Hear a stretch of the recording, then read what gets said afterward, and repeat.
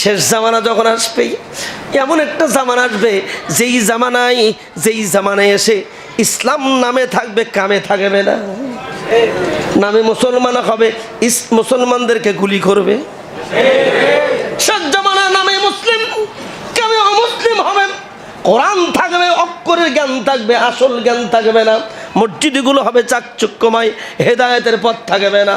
আমি বলছি না, মদিনার কবরের মালিক রসুল বলতেছেন যে আমি বলে দিচ্ছি সায়াতিজ জামান, এমন একটা জামানা আসবে লা ইসলামা ইল্লা ইসমুহু ওয়ালাল কুরআন ইল্লা ইসমুহু ওয়ালাল মাসাজিদু মানাজিরুহা খারাবু আনিল হিদায়া রাওয়াহুল বুখারী। আল্লাহু আকবার। এমন একটি জামানা আসবে, আর পৃথিবীতে যখন 15টি কারণ ঘটবে, তখন সেই পৃথিবীতে করোনা ভাইরাস থেকে শুরু করে সব রকম গজব আসবে। কয়টা কারণ?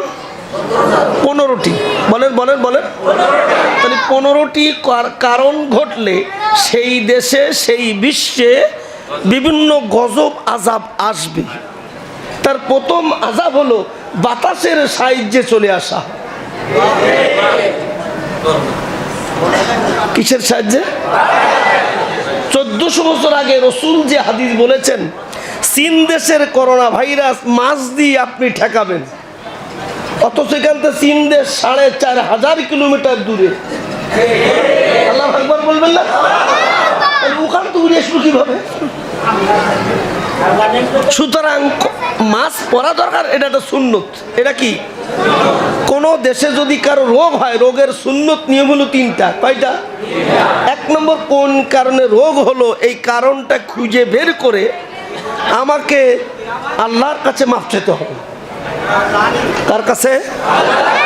এটা 1 নম্বর ফরজ। অর্থাৎ কোন রোগ বালা মুসিবত দেয় কে? তাহলে মাফ চাবো কার কাছে? 1 নম্বর। 2 নম্বর, এই কথা বলে কে? বাবা খুব ঠান্ডা মাথায় আমি রস করতে সুযোগ দিতে হবে, কারণ অন্য দিনের তুলনায় আমাকে এদিক ওদিক কথা বললে হবে না। কথা ঠিক কিনা?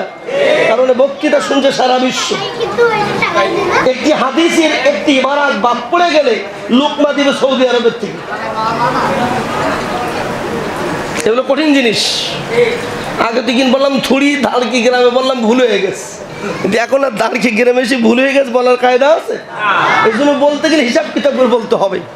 তাহলে রোগ বালা মুসিবত যদি হয়, তাহলে প্রথম শর্ত হলো কার কাছে মাপ চাইতে হবে? আর আমরা তো ভাষা ব্যবহার করছি মোকাবেলা করা হবে। এটা শিরক। এটা কি? পৃথিবীর কোন মানুষ মোকাবেলা করে আল্লাহর দেওয়া গজব ঠেকাতে পারবে না। 2 নম্বর হলো, খুব খেয়াল করবেন, তাহলে 1 নম্বর হলো যে আমরা আল্লাহর কাছে মাফ চাবো। কার কাছে? 2 নম্বর হলো যে আমাদের যে অপরাধ করেছি, এই অপরাধ শোধরানোর জন্য অপরাধের সূত্র খুঁজে সেই অপরাধটা না করার জন্য আমাদের সিদ্ধান্ত নিতে হবে। যেমন আপনাদের বলি, আমাদেরকে বলছে বারবার হাত ধৌত করেন, তাহলে আপনার হাতের মাধ্যমে করোনা ভাইরাস নাকে ঢুকবে না। আচ্ছা, একজন মুসল্লি নামাজি যারা 5 ওয়াক্ত নামাজ পড়ে, তাহলে তারা হাত ধোই কবার? বাবা আপনি পোষা ধরতেছেন প্রথম 3, তারপর আবার এ পর্যন্ত 3, তাহলে এক হাত এক অক্টে সবার। আল্লাহু আকবার বলবেন না? তাহলে 5 ছক 30 বার। দিব্যু কিন্তু বলি দিলি হয়, ঘন ঘন হাত না উজু করলে মিটে যাবে। না বললি যেহেতু নাতির সাথে ভাতার ধরতে হবে, ও কথা বলা যাবে না, তাই বলছে যদি বর না পাইস তাহলে এদিক খেয়াল করিস। ঠিক না? ঠিক না? তাই একটু এমন কথা বলছে। দ্বিতীয় বলছে করোনা ভাইরাস ঢুকবে মাথার এইগুলার চুল দ্বারা। কোথার দ্বারা? তাই দেখবেন বিভিন্ন ডাক্তাররা যারা এই কর্মী, স্বাস্থ্য বিভাগের কর্মী, তারা বলতে নেট দিয়ে মশারি দিয়ে এই জায়গাটা বেঁধে হবে। ওই যে ভাই আর আমরাই টুপি মাথায় দিচ্ছি, আপনারা দেখছেন এ জায়গা চুল কি আর আলগা আছে? তাহলে বোঝা গেল দ্বিতীয় ফতোয়া হইলো, প্রথম ফতোয়া দিব্যি বললি মিটে যায়, উজু করো নামাজ পড়ো তাহলে চলে যায়। দ্বিতীয় হলো টুপি মাথায় দাও, চুলির গোড়া ঢাকা থাকবে। তাহলে ও বলতেছে কাপড় দিয়ে দাও, তার মানে যদি টুপির কথা বলি তাহলে তো মুসলমান হইতে পারি। তাই গোটা বিশ্বের স্বাস্থ্য সংস্থা বলতেছে যে এখান থেকে এটা দেখি ভালো। তার মানে আসল টুপির কথা ওরা বলতে পারছে না, কারণ না পারি নাতি ভাতা। কিন্তু আমাদের ওই নতুন করে কাপড় দিয়ে ঢাকা লাগবে, আর ঘন ঘন হাত ধোয়ার আমাদের চাষ করা লাগবে না, যেহেতু আমরা সকালে উঠে আগে পোষা ধুইটাই কুলি বাইন দেবো, তাই না? তার নাকের মধ্যে যাবে কিভাবে? আগে তো হাত ধুইয়ে ফেলছি। আল্লাহু আকবার বলবেন না? এরপরে তাহলে বোঝা গেল যে বাতাসের সাহায্যে। তাহলে 2 নম্বর হলো যে কারণ ঘটেছে সেই কারণটা অনুসন্ধান করে আমাদের প্রয়োজনীয় ব্যবস্থা গ্রহণ করা। 3 নম্বর হলো চিকিৎসা নেওয়া। কি বললাম? এই যে মাস স্বাস্থ্যবিধি, কি বললাম? তাহলে প্রথম হলো আল্লাহর কাছে মাপ চাওয়া। বললাম প্রথম আল্লাহর কাছে, আর যে কারণে ঘটেছে সে ব্যাপারে সতর্ক থাকা। আল্লাহু আকবার বলেন। 3 নম্বর হলো স্বাস্থ্যবিধি।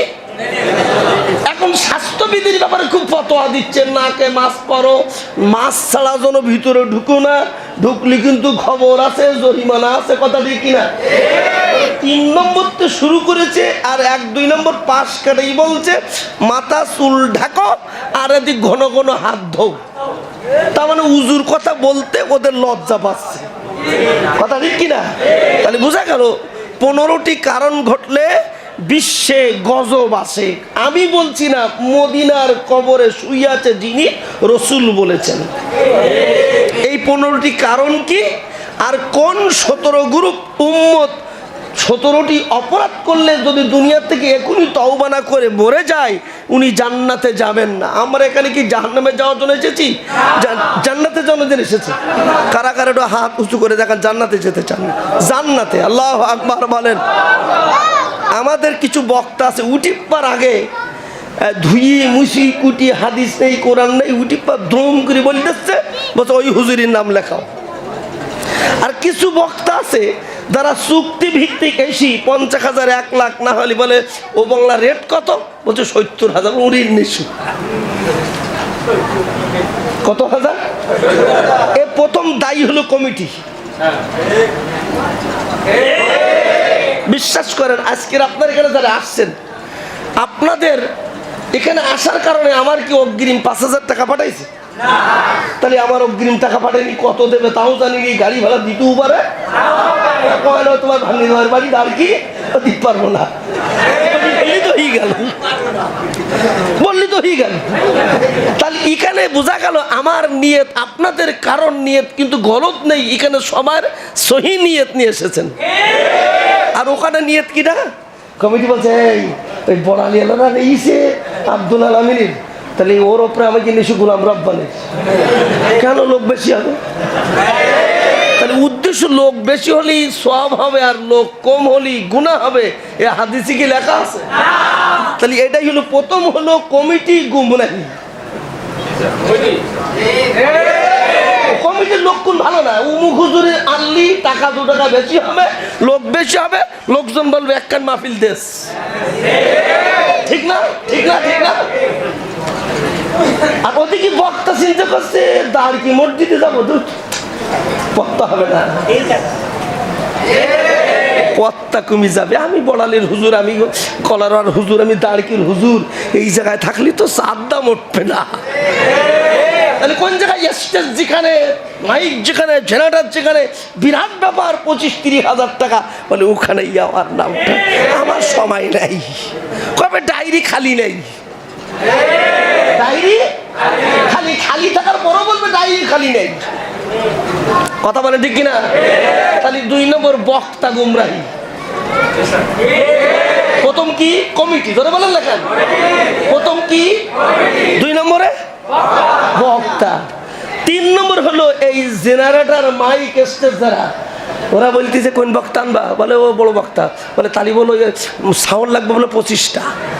ও হিসেব করতেছে 25টা দিলি 1000 টাকা নিলি 25,000। সুন্দর হবে তালিকা, এই কাজটা দিতে হবে। আর মসজিদে কি বলে মাইক ভাড়া লাগবে। আম্মা তো কই লুকিয়ে আমায় কি পুঁজি ভাস করি দিতে, একটু ব্যবসা করি দিলাম, মাইকটা জেনারেটর দে, তো ইয়ে তো খাই দেবে না। তো এই জন্য আল্লাহ বলছেন ওয়ামা আসআলুকুম মিন আজরিন ইন আজরিয়া ইল্লা আলা রাব্বিল আলামিন।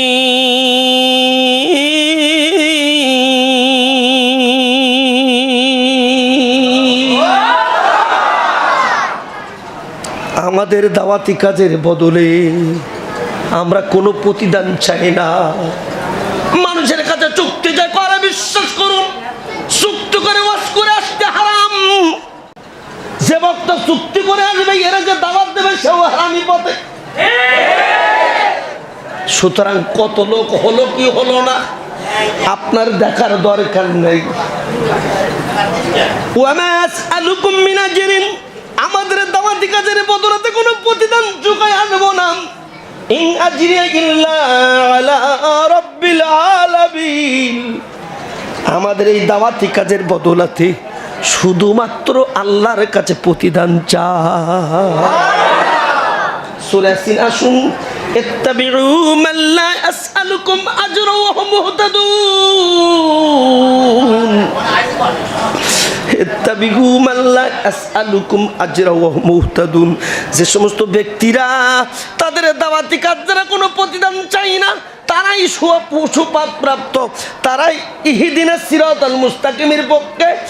ইত্তাবিউ, অনুসরণ করো তাদের। মাল্লাই আসআলুকুম, যারা চায় না তাদের কোনো প্রতিদান, মাল্লাই আসআলুকুম আজরা ওয়া হুম মুহতাদুন, তারাই হেদায়েত প্রাপ্ত। সুতরাং নামাজের মধ্যে যারা বলো ইহদিনাস সিরাতাল মুস্তাকিম, আমাদেরকে সরল সঠিক পথ দেখাও, সিরাতুন নবী দেখাও, সিরাতুল কুরআন দেখাও, সিরাতুত তাওহীদের পথ দেখাও, প্রতিদিন বলি ইহদিনাস সিরাতাল মুস্তাকিম ওয়া হুম মুহতাদুন। ইহদিনা ইহদিনা ইহদিনা, হেদায়েতের পথ দেখাও, সিরাতুল মুস্তাকিমের পথ দেখাও, সিরাতুর রাসূলের পথ দেখাও। আরে যারা তাদের দাওয়াতি কাজের বিনিময়ে টাকা চুকায় ওয়াজ করতে আসে না, পরকল চাই, এই ইউনিট সভাপতি, পট সভাপতি সাধারণ বৈঠক করে, গাড়ির তারা ইয়ানা দেয়, এরাই হলো সঠিক পথপ্রাপ্ত। আর যারা দুঃখিত্রে চুকাইয়া টাকা পয়সা রোজগারের জন্য আসে, আল্লাহ বলছে এরা আসলে হেদায়েত প্রাপ্ত না।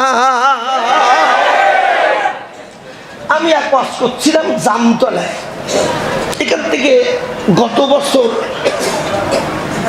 2 বছর হচ্ছে, মঞ্চে আমি হলো প্রধান বক্তার প্রধান অতিথি আব্দুল্লাহ আল আমিন। তাহলে কয় বক্তা এক মঞ্চে? 2 বক্তা, আব্দুল্লাহ আল আমিন আর আমি। আল্লাহু আকবার বলেন। বক্তা আমি ছোট, ওনার একটু বড় বড়। আচ্ছা, আপনাদের দেশে এখন পোলট্রি মুরগি আর দেশি মুরগি দুটো রান্না হবে, আপনারা দেশি মুরগির পক্ষে কোনটা হাত তোলেন? দেশি মুরগি, দেশি মুরগি, দেশি মুরগি, যে দেশি মুরগি, দেশি মুরগি, দেশি মুরগি, হাত উঁচু করেন। দেশি মুরগির পক্ষে কারা? তোলেন তোলেন, হাত তোলেন। দেশি মুরগির পক্ষে কারা? তাহলে 2 রকম কোশ্চেন নেবেন, হাত নামান। এবার পোলট্রি মুরগির পক্ষে কারা? তাহলে আপনারা সব কোন মুরগির পক্ষে? দেশি মুরগি। এখানে দেশি মুরগির দাম বেশি, দেশি মুরগির পক্ষে, ঠিক তো? আর বলছে বড়ালি ওই মাদ্রাসায় আসবে না, ওই গ্রাম্য হুজুর বা উমুক বিরালি হুজুর বা উমর আলী হুজুর অথবা উমুক হুজুর আনবানি বিদেশি পোলট্রি। ওখানে যাবে, ওইখানে বাড়িয়েছে খাচ্ছে দেশি মুরগি, আর ওখানে খুঁজতেছে সমাজ খারাপ হয়ে গেছে। তাই মাজলিসুল মুফাসসিরিন গঠন করা হয়েছে। তাই মঞ্চে বলেছিলাম, হে আহমদ আলী আহমদ আলী তো রুহুকে বলছি তুই শোন, তোর রেট যদি হয় 25,000 টাকা, হে আব্দুল আল আমিন তোর রেট যদি হয় 50,000 টাকা, হে তারেক মোনার তোর রেট যদি হয় 75,000 টাকা, হে আব্দুল খালেক শরিয়াতপুরি তোর রেট যদি হয় 1 লাখ টাকা, তাহলে বাংলাদেশের সাইদ হিসাবে রেট হবে 50 কোটি টাকা। সাইদ হিসাবে রেট যদি হয় 50 কোটি টাকা, এখন রসুল যদি বেঁচে থাকতো যে দাঁড়িয়ে গ্রামে ওয়াজ দেবে, রসুল ওয়াজ করবে, তখন রসুল প্রস্তাব দিত বাংলাদেশ আমার লিখে দিতে হবে, ঠিক না? এই বিগেস মারার জন্য যে বক্তা চুকাই এত টাকা দিতে হবে, দরের হুজুর এ রস দেব না, রস শুনতে যাব না। আমার প্রয়োজন যদি হয় আমি 5 লাখ টাকা দেবো, অসুবিধা নাই, হুজুর প্রতিষ্ঠা করে দেবো, কোনো সমস্যা নাই। কিন্তু চুকায় আসছি এত টাকা রেট, এত টাকা রেট মানেই হলো ও হলো দলিল, ও হিদায়তের পথে না। আল্লামা দেলোয়ার হোসেন সাইদি সাহেবকে দাওয়াত দিয়েছি, আমাদের 15ই মার্চ যে বছর তিনি গ্রেপ্তার হলেন, কলারার বলফিল্ডে তার মাহফিল ছিল, আপনারা জানেন তো। মঞ্চ ভেঙে দিল দুপুরের 2টার দিকে। 19 ঢাকাতে এসেছে সিদ্দিকিয়া মাদ্রাসায় খুলনায়, আমি আর মাওলানা ওসমান গনি দুজন চিন্তা করলাম ঢাকাতে আসছে, দোকান প্রাইভেট কার নিয়ে, একটা মাইক্রো একটা প্রাইভেট কার, তাহলে তেল খরচ দিত, এর আগে 1 টাকাও দেয়নি, 1 টাকাও, কারণ রেটের হুজুর না, রেটের হুজুর না, রেটের হুজুর না, এই রেটের হুজুর না।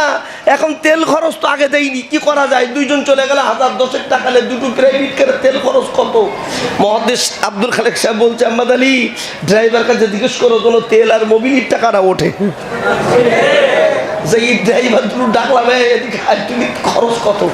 তা বলছে হুজুর 2 প্রাইভেট কারে মাইক্রো মিলিয়ে আমাদের 9,060 টাকা তেল মোবিল পুড়ে আপ ডাউনে পড়বে। আমি বললাম এই 10,000 টাকা দিয়ে গেলাম তো হুজুর ওজনও শোনে না,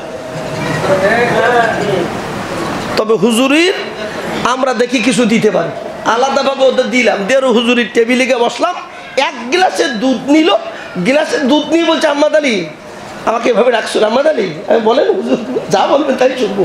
বলছে যে আমি একটু খাবো। আমি বলি আপনি খাবেন 3 ভাগের 1 ভাগ, বাকি 2 ভাগ রাখবেন, আমরা একটু খাবো। 1 গ্লাসে উনি খাইলেন 3 ভাগের 1 ভাগ, 1 ভাগ খাইলাম আমি, আর 1 ভাগ খাইল মাওলানা ওসমান গনি। আল্লাহু আকবার বলেন। অর্থাৎ তিনি গ্রেপ্তার হওয়ার 2.5 মাস আগের দিনের ঘটনা। গ্রেপ্তার হয়েছেন 29 জুন বেলা 3:30টায় 2010 সাল। আর গিলাস 1 গ্লাসে দুধ খেয়েছি 2010 সাল 15ই মার্চ বেলা ঠিক আসরের নামাজের পরেই। এবার বলো হুজুর ঢাকাতে তাইছে, ওদের তেল খরচ যা দেওয়া দরকার সেটা দেখতেছি, আপনার কিছু না দিলে হবে? বলছি বললে কি? আমি ওয়াজের মন ছুটতে পারলাম না, টাকা নিয়ে এসেছো, মুহাদ্দিস সাহেবকে বলো আমি দুনিয়া কিনতে আসিনি, আমি আখিরাত কিনতে এসেছি। তাদের নামে হয় নারী ধর্ষণের কেস করেন, আল্লাহ দরবারে জবাব দিতে হবে, আল্লাহ দরবারে জবাব দিতে হবে। আমরা আপনাদের কিচ্ছু করো, আপনারা আমার শত্রু নন, বিশ্বাস করুন আপনারা আমাদের শত্রু নন। আপনারা তো মুসলিম, মুসলিম মুসলমানের ভাই ভাই, কথা ঠিক কিনা? কারোর বিরুদ্ধে আমাদের কোনো অভিযোগ নাই, শুধু একটু বোঝানোর জন্য বলছি। তাহলে 1 টাকাও দিতে পারলাম না, অথচ অমুক হুজুর আসবে না, যে অগ্রিম 30,000 টাকা পাঠাও, না এই ডায়েরি খোলা হবে না। আপনার আজকের থেকে এই অগ্রিম পাঠানো এত টাকা রেট, এই হুজুরির দাওয়াত দেবেন না, তারও আর শুনবেন না। প্রয়োজন হয় রিজাল করিমের দাওয়াত দিয়ে দর শুনুন, প্রয়োজন হয় ফজলুল হকের দাওয়াত দিয়ে দর শুনুন, প্রয়োজন হয় মুহাদ্দিস আব্দুল খালেকের দাওয়াত দিয়ে দর শুনুন, প্রয়োজন হয় অধ্যাপক শহীদুল ইসলাম মুকুলির ডেকে এনে দর শুনুন, প্রয়োজন হয় আব্দুল গফুর মন্টুবার ডেকে এনে দর শুনুন, প্রয়োজন হয় আহমদ আলীর ডেকে এনে আপনারা শুনতেও পারেন নাও পারেন। আজকের সব বিশ্বাস করেন, ওখানে কোটি জনতার যে সব হবে, তার চেয়ে আজকের মাহফিলে সব যদি বেশি না হয় তাহলে কোরআন মিথ্যা হয়ে যাবে। আপনারা সবাই নবীরা বলে মসজিদ ছিল কাঁচা, খেজুরির পাতার ছাউনি, খেজুরি কাঠের গুড়ি, কিন্তু মুসল্লি ছিল কোরআনে পাকা। তাহলে মসজিদ ছিল কি? মসজিদ ছিল কি? আর একবার বলেন। মুসল্লি ছিল কোরআনে পাকা। আর এখন মসজিদের মুসল্লি হলো সব কোরআনে কাঁচা, আর মসজিদ গুলো হলো সব পাকা। বলছে বড়ালি গ্রামে যে টাইস বসাইছে এক কান টাইসের যা দাম, ও সিদারকে গ্রামের টাইসের দাম 200 টাকা এক এক টাইসে ভাড়া। প্রতিযোগিতা শুরু হয়ে গেছে। কারণটা কি? শেষ জামানা যখন আসবে, এমন একটা জামানা আসবে যেই জামানায় এসে ইসলাম নামে থাকবে, কামে থাকবে না। নামে মুসলমান হবে, মুসলমানদেরকে গুলি করবে। শেষ জামানা নামে মুসলিম, কামে অমুসলিম হবে। কোরআন থাকবে, অক্ষরের জ্ঞান থাকবে, আসল জ্ঞান থাকবে না। মসজিদগুলো হবে চাকচক্যময়, হেদায়েতের পথ থাকবে না। আমি বলছি না, মদিনার কবরের মালিক রসুল বলতেছেন যে আমি বলে দিচ্ছি সায়াতিজ জামান, এমন একটা জামান আসবে লা ইসলামা ইল্লা ইসমুহু ওয়ালাল কুরআন ইল্লা ইসমুহু ওয়ালাল মাসাজিদু মানাজিরুহা খারাবু আনিল হিদায়া রাওয়াহুল বুখারী। আল্লাহু আকবার। এমন একটি জামান আসবে, আমি কিন্তু হাদিস বলবো, গান বলবো না। এখন গেলে বক্তার হাদিস বাদ দিয়ে শুধু গান বলে। 13টি গান যদি গায়, লোকের গান গাওয়াই, এবার অসুবিধা নাই। বক্তারা গান বলবে কেন? এই জন্য বলেছিলেন আব্দুল আলামিন, তোর রেট যদি 50,000 হয়, তাহলে সাইদিনের যদি 50 কোটি টাকা হয়, তাহলে আমার রেট তোর রেট যদি এত বাড়ে, তাহলে তো গরিব মানুষরা আর ইসলাম শুনতে পারবে না। এজন্য আজকের বক্তাও শাহিদ হচ্ছে, বলে বক্তাও শাহিদ। করোনা ভাইরাসে বক্তার অজবন্ধ, ঠিক না? ঠিক না? কারণ বক্তারা পথভ্রষ্ট হয়ে গেছে। ওই দিন যেদিন সাইদি জেলে গেছে, তখন আহমদ আলী রেট বেড়ে গেছে, ঠিক না? ঠিক না? ঠিক না? সেদিন তো আমার রেট বেড়ে গেছে। আর সাইদি যখন জেলে ছিল না, বাইরে ছিল, তখন আহমদ হুজুর গুমতির মধ্যে ছিল না, তখন আর রেট ছিল না। তাহলে বোঝা গেল এই রেট বাড়ানোর জন্য মূলত দায়ী যারা, বড় হুজুরকে ঢুকাইছে তারা। এখন আস্তে আস্তে করে যদি আমরা মনে করি আমাদের এখান থেকে বেরিয়ে আসতে হবে, তাহলে আমাদের সিদ্ধান্ত নিতে হবে এখন থেকে সোয়াব যেখানে বেশি আমরা সেখানে আসি। বলেন আমিন। আমিন বলেন। সোয়াব যেখানে বেশি আমরা সেখানে আসি। আর সোয়াব নিয়ে যেখানে খারাপ আপনারা সেখানে, আমরা সেখানে নাই। এই সিদ্ধান্ত নিয়ে মাহফিলগুলো দিবেন। পারলি দেন, না পারলে উঠুন বৈঠক করেন, না হলে ঘরের মধ্যে 10 জন ডাকেন, ডেকে দাওয়াতি কাজ করেন। কথা ঠিক কিনা? ভাইরা আমার আলোচ্য বিষয়, বাইরে যাব না। আমি শুধুমাত্র নিয়ত ঠিক করে নিলাম। এখন সবার নিয়ত এখন আমার দিকে ফিরতে হবে। আমি কিন্তু বলেছি বক্তব্য নির্দিষ্ট টাইমের বাইরে যাব না ইনশাআল্লাহ। প্রতি রাত্রে আজকের 25তম রাত একটানা চলতেছে। 25তম রাত। এই ফ্যানটা চলে না কেন? একটু ঘুরি দেওয়া যায় না? একটু দেন তো দেখি। বড্ড গা ঘেমে যাচ্ছে। আল্লাহু আকবার বলেন। আমাদের খেয়াল করেন ভাইরা আমার, গাছ কাটে দেখেছেন? গাছ কদিন পরে ওই যে গাছের খেজুরের ডালগুলো তুলে ফেলে না, এবার চাষ দেয় তো চাষ দেওয়ার পরে এইবার খিলেন দেয়, খিলেন দেওয়ার পরে এবার ওতে ঠিক যদি নতুন রস বেরোয়, আর যদি বোঝা যায় একবার হবে, এ রসকেও ফেলি দেয়। আর যদি ওই বাড়ি যদি গুড় যদি নতুন গুড় হয়, ভুরভুরির ঠেলায় পাশে যাওয়া যায় না। কথা আল্লাহু আকবার বলবেন না? মনে মনে ভাবে এ বাড়ির গুড় যদি একটু চিটিভিটি হইতো, একটু খোলামুচি, কত মজা লাগতো, ঠিক কিনা? এখন যদি গাছ কাটে খিলিন দেয়, খিলিন দিলে যখন রস পড়ে যে বরাবর, ওই বরাবর যদি ভান্না পাইতে যদি এ বরাবর পাতে, তাহলে তো সব বুদ্ধি তো আমার চেয়ে আপনাদের বেশি। তাহলে যে বরাবর খিল আছে, এই বরাবর ভাড়ের মুখ দেবে না সাইডে যাবে? সাইডে খিল বরাবর ভাড়ের মুখ দিতে হবে, যাতে মুখ দিয়ে যেন পড়ে সোজা ভাড়ের মধ্যে থাকে রস। কথা ঠিক কিনা? আর আপনারা যারা আজকের আসেন, আমি কিন্তু 17টি কারণ বলবো যে মুসলমানের দাবি করার পরও, নবীর উম্মত দাবি করার পরও 17 শ্রেণীর মুসলমান জান্নাত যেতে পারবে না। আমি তাদের সিরিয়াল বলবো, আপনি যদি আপনার ভিতরে যদি সিদা থেকে থাকে এক্ষুনি ওই অবস্থায় একটা বলার সাথে সাথে তওবা করবেন, আল্লাহ আল্লাহ তুমি আমার মাফ করে দাও, আমি এ কাজ আর করবো না। নিয়ত করে করে শুনবেন ইনশাআল্লাহ। মনে আছে তো কথাগুলো? তাহলে এখন যদি খিলি বরাবর আপনার, তার মানে আপনার কান, আপনার দিল, আপনার চোখ সব আমার দিকে দিতে হবে। হুজুর কি বলছে আমি দেখি, যেন ভাতটা আমার দিকে থাকে। এদিক ওদিক কে কি করছে দেখার কোনো প্রয়োজন নাই। ভাইরা আমার, আসুন আমরা আলোচনার মধ্যে ঢুকতে চাই। রসুল কি বলছেন শুনুন।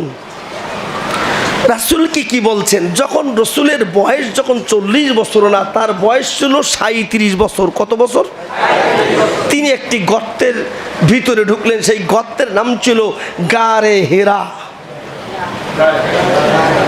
বলেন বলেন বলেন। আমি সব বলে তো পারবো না। গারে হীরার মধ্যে যে তিনি ভাবতেছেন, হারে ঘরে ঘরে মদ, আমি কি করব? আল্লাহ এ মদ তো আমি বন্ধ করতে পারলাম না, এখন তো মদ নাই, এখন মদ ফেন্সিরে হেরোইন গাঁজা তো বাংলা থেকে উঠে গেছে, বেশি হয়েছে না কমছে? তাহলে নবীর আমলও যা ছিল এখনো তা নবী চিন্তা করছে, আল্লাহ এই যে আউস আর খাজরাজ গোস্তর মারামারি, দাইশ ও ঘাবলার মারামারি, কুরাইশ আর আরেকজনের মারামারি, এই মারামারি চলছে 40 বছর। 12 বছর হরবুল ফুজ্জার, দাইশের যুদ্ধ, ঘাবলার যুদ্ধ, 12 বছর, 20 বছর, 21 বছর, 30 বছর মারামারি মারামারি চলতেছে। মারামারি গোত্রে গোত্রে মারামারি, এখনো মারামারি হচ্ছে কি হচ্ছে না? আমি কিন্তু আলোচনার আপনাদের কাছে পয়েন্টে নিয়ে যাচ্ছি, আপনাদের না না না আমি আস্তে আস্তে বলছি, শোনেন আমি আস্তে আস্তে বলি। আচ্ছা, এখন তো মারামারি গোত্রে গোত্রে মারামারি কি একাধারে হয়? হয় না, হয় না, গোত্রে মারামারি হয় না, কিন্তু দলে দলে মারামারি হয়। কিসে কিসে? আর দেশে দেশে। আমেরিকা মেরেছে 20 বছর আফগানিস্তানের, রাশিয়া মেরেছে 21 বছর আফগানিস্তানের, ফিলিস্তিনি মারতেছে ইসরায়েলরা 30 বছর, কাশ্মীরে হিন্দু ভারত সরকার মারতেছে 75 বছর। এই ওই সময়ের 40 বছর, এই সময়ও রাশিয়ার আফগানিস্তানে মেরেছে, রাশিয়ার আমেরিকা যৌথভাবে মেরেছে 40 বছর। কত বছর? তাহলে বাংলাদেশে আজকের এ দল ও দলের মারামারি থামছে না, বরং চলতেছে 20 বছর। কথা ঠিক না? ঠিক। 50 বছর দেশ স্বাধীন হয়েছে, এক দল আর এক দলের মারামারি চলছে কি চলছে না? নবী ভাবতেছে, আল্লাহ কি করব, তুমি আমার একটা ব্যবস্থা করো। নবী কানতে কানতে ঘেরার মধ্যে ঢুকলেন, এভাবে ভাবতেছে, আল্লাহ জীবন্ত নারীর কবর দেয়, নারীর মর্যাদা নাই, আল্লাহ গোত্রে গোত্রে মারামারি মারামারি থামে না, মদ গাঁজা খেয়ে মানুষ উলাঙ্গ হয়ে নাচে, কাবার চত্বরে যে তারা উলাঙ্গ হয়ে তওয়াফ করে, জিনা ব্যভিচারের নাচ গান করে, কাবার পাশে নাচ গান করে, ঘরের মধ্যে ঢুকাইয়া উলাঙ্গ ড্যান্স করে। এর থেকে বাঁচব কিভাবে? 40 বছর যেদিন পুরে গেল, তখন এসে বলছে ইকরা, পড়ো। আল্লাহ আকবার বলেন। বিশ্বনবী ডানে তাকাই, বামে তাকাই, মা নবী কারে আমি পড়তে পারি না, কি আমি পড়বো তুমি বলো? বলে তুমি যে অসন্ত মদ, এই মদের জায়গা, অসন্ত যুদ্ধের জায়গা, নারীর ইজ্জত লুণ্ঠনের জায়গা, জিনা ব্যভিচারের জায়গা থেকে যদি মাপ পেতে চাও, বলছে রসুল শোনো, আল্লাহ বলছে রসুল তুমি শোনো, তোমার কাজ বলে যাব। তাহলে রসুলের যে কাজ, আমাদের তো সে কাজ করা লাগবে না। আমরা কার উম্মত? জোরে বলেন। এবার নোট হবে, এই অংশটুকু ভালো করে খেয়াল করুন। এবার কিন্তু আমার আলোচনা মূল পয়েন্ট। ইয়া আইয়ুহার রাসূল বাল্লিগ মা উনজিলা ইলাইকা মির রাব্বিক। আল্লাহু আকবার। হে রাসূল, মানুষের কাছে পৌঁছাও, ওয়াজ করো, মানুষের কাছে তাবলীগ করো।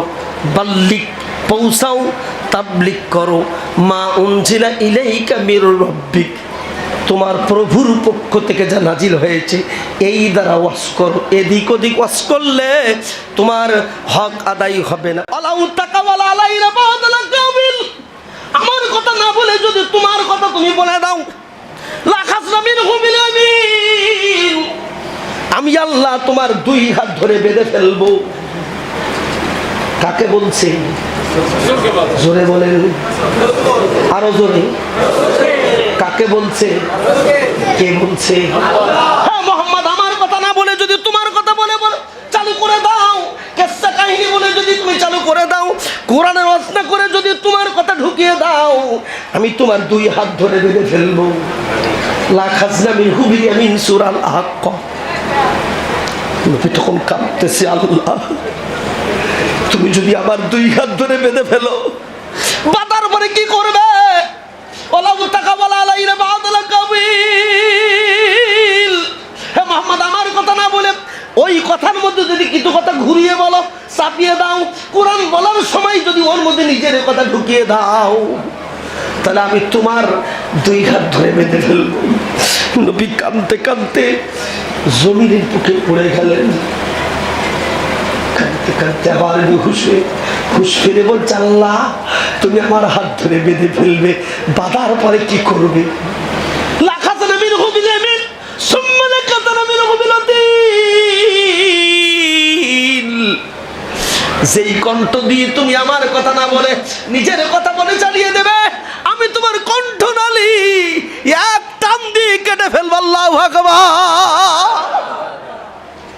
কার কণ্ঠনালী কেটে ফেলবে? ও কৌসার ভাই চেয়ারম্যান, ও মসজিদের সভাপতি, কোরআনের কথার জায়গায় যদি আল্লাহর কথা না বলে নিজের কথা দ্বারা রাজনীতি করো, আল্লাহর কথা দিয়ে যদি কথা না বলে বাপের সামনে বাপের কথা বলো, মার কথা বলো, নবীর কণ্ঠনালী আল্লাহ কেটে দেবে।